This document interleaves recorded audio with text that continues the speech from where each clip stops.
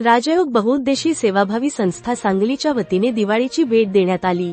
दिवाळीच्या निमित्ताने निराधार विधवा महिला व अनाथ बालकांसाठी एक विशेष उपक्रम आनंदाची ओंजळ साजरा करण्यात आला। सांगली कुपवाड परिसरातील निराधार विधवा महिला व अनाथ बालकांच्या कुटुंबातही आनंदाची दिवाळी साजरी व्हावी या उद्देशाने दिवाळी सणाचे साहित्य साडी-चोळीची प्रेमाची भेट देण्यात आली। समाजातील दानशूर कुटुंबियांकडून साडी चोळी व मुलांसाठी वह्या पेन फराळाचे साहित्य मिळवले। संस्थेच्या वतीने दिवाळी फराळ बनवण्यासाठी साखर, रवा, तेल, साबण, उठणे इत्यादी स्वखर्चाने देऊन समाजाप्रती उत्तरदायित्व व्यक्त केले आहे। राजीव बहुउद्देशीय सेवाभावी संस्थेच्या संस्थापक अध्यक्ष सौ पुष्पाताई भोसले या शासनाच्या महिला व बालकल्याण विभागात दीर्घकाळ सेवा करून सेवानिवृत्त आहेत। समाजातील गरीब कुटुंबातील दीनदुबळे विधवा व महिलांचे दुःख त्याने अगदी जवळून पाहिले व अनुभवले असल्यामुळे या घटकाविषयी त्यांना जिव्हाळा, अत्यंतिक प्रेम व जिव्हाळा आहे। म्हणूनच सेवाभावी संस्थेच्या माध्यमातून गेल्या अनेक वर्षापासून अनेक समाज उपयोगी उपक्रम राबवले जातात। आनंदाची ओंजळ या कार्यक्रमाच्या निमित्ताने ज्या विधवा महिला कार्यक्रमाला आल्या होत्या त्यांना सन्मानाने त्यांचा औक्षण करून मग त्यांना दिवाळीची भेट देण्यात आली।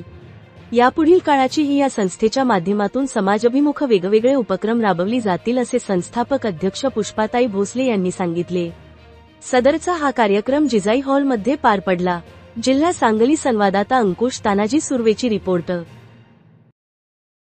रोजगाराने सकाळी बाहेर पडलेल्या महिला संध्याकाळी जेव्हा घरी येतात त्या दिवशी त्यांचा पगार झालेला नसतो।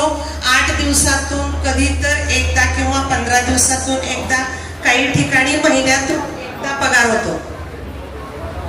आताही या गोष्टी सांगत असताना बऱ्याच लोकांची अंतःकरण भरून आलेले आहेत। डोळ्यात साठलेल्या आसवांना प्रत्येकाने वाट करून दिलेली आहे। तुमच्या भावना बोलतात। तुमचं हे सगळं अश्रू आणि तुमच्या भावना आज शब्दबद्ध होणार आहेत, कॅमेरामध्ये बद्ध होणार आहेत। तुमच्यासाठी एक मदतीचा हात घेऊन ही संस्था आलेली आहे। कुठलाही राजकीय वारसा नसलेली किंवा कुठल्याही मताच्या अपेक्षेने ही संस्था काम करत नाही। मला